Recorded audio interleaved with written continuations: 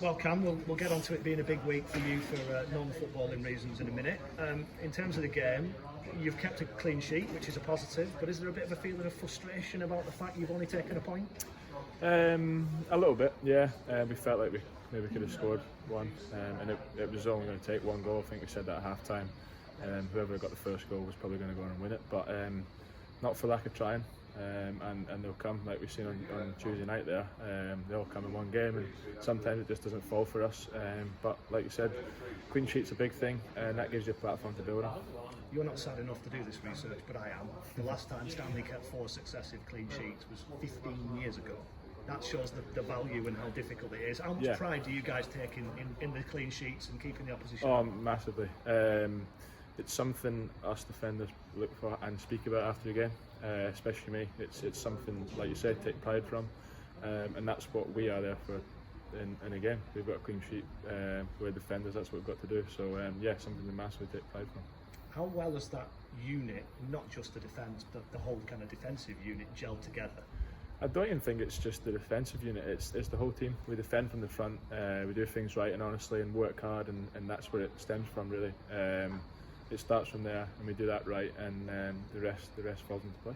What does it say about the squad that you've lost Ross Sykes, who's been a big part of that unit, and Michael Nottingham slots in there, Harvey Rogers comes in, and you keep keeping clean sheets? Yeah, exactly. I think that's what we train for, the boys who maybe aren't playing at the moment. That's what they train for, to come in and do the exact same job.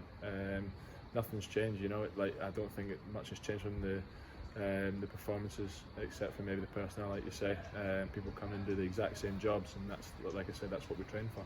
Managers talked about expectations. There might not be expectations on you externally, but within the group, you expect to be up there at the top end of the table. Is that a surprise to you? Or I remember speaking to you when you came in. You said, course, why not? Yeah, exactly. Like you say, why not? But we know how hard we work within sort of our training ground and things like that. We know how hard we put things together and work on things and work on the right things. So it's not something we're surprised by. And like you say, expectations is what we put on ourselves, and long may it continue, hopefully. 4 games unbeaten in all competitions after the COVID situation. Tranmere after a couple of days of training. Have you surprised even yourselves with the fact that you seem to have bounced back so brilliantly from having that 2-week layoff? I think that is not just, like, fitness-wise. It was obviously difficult the first couple of games back, but it speaks volumes of the group. You know, the attitude of people, the sort of the vibe around the place never changed. If that makes sense, it's all positive. Everyone working for each other, and I think that shows on the pitch from the day we came back. Obviously, we were doing things at home and on group chats and group messages and videos and things, trying to do as much as we could, and everyone was itching to get back, honestly. Me personally as well, just I couldn't wait to get back into it, back playing, and just enjoying football like we have been, and I think that's shown on the pitch.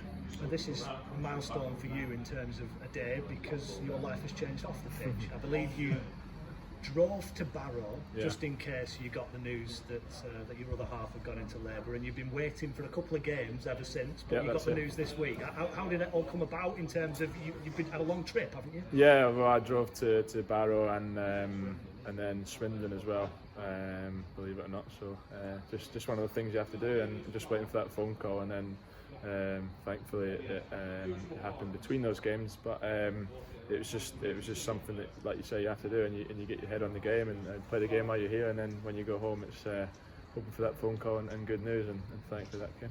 Little boy. Resisted the temptation to call him Stanley? Slightly. We'd picked the name before I signed, so we stuck with that. So I guess, it's a massive thing in anybody's life, isn't it? But when you came here, you said you wanted to put down some roots and kind of settle in at a club. Will a settled personal life and stuff like that also have an impact? Yeah, of course. Settled now and things here, and really enjoying it. That's the main thing. If you're enjoying your football, it goes hand in hand at home, and obviously good things happening at home as well. So pleasing all round. And the manager's come out and been quite conservative in his interview, but ranted and raved a little bit when we weren't recording about the decision and the sending off today. Is anybody giving Sean McConville any stick for lasting 5 minutes on his milestone? I think the comments were how far has he actually ran on his GPS in the 5 minutes he was on the pitch. But no, I think it was really, really unfortunate. Me personally, I don't understand how he's meant to know anyone's behind him there, anyone that gets to see it back. But just have to take it on the chin, don't you? There's nothing you can do, and he knows that, and he's old enough, experienced enough to know that that was maybe slightly the wrong decision, but he'll pick himself up and go again. I've spent a ludicrous amount of time with him recently, sat in the commentary box. Another few games there. He's a massive influence, isn't he, even when he's not playing? Yeah, of course. You can see that his input sort of in games and sort of in the dressing room and things. He knows what to say, you know. He knows the right things to say, and he really takes note, and it's a massive help because we have a young group, and he knows that, so he has his input and shares things when he knows it's best, and it's always the right thing to say, which is good. I suppose if somebody had said to you at the beginning of the season that you would be without McConville and Sykes and Awakwe, such big players for the team, and winning games and staying unbeaten, that shows the squad strength you were talking about. Yeah, it is a squad. That's for sure. I mean, we're going to know it now more than in most teams. I mean, it's a season where it's all crammed into a short space of time, but obviously with the time off we've had and the catch-up games we've got to play, it is a squad game, and the boys know that, and it just shows in training. You know, the standard stays high and the work rate stays high because people are fighting for shirts and they know their time will come. So it's just it's a question of just digging in really, and just taking it game by game, and everyone will get the chance, and it's a squad battle, like you say.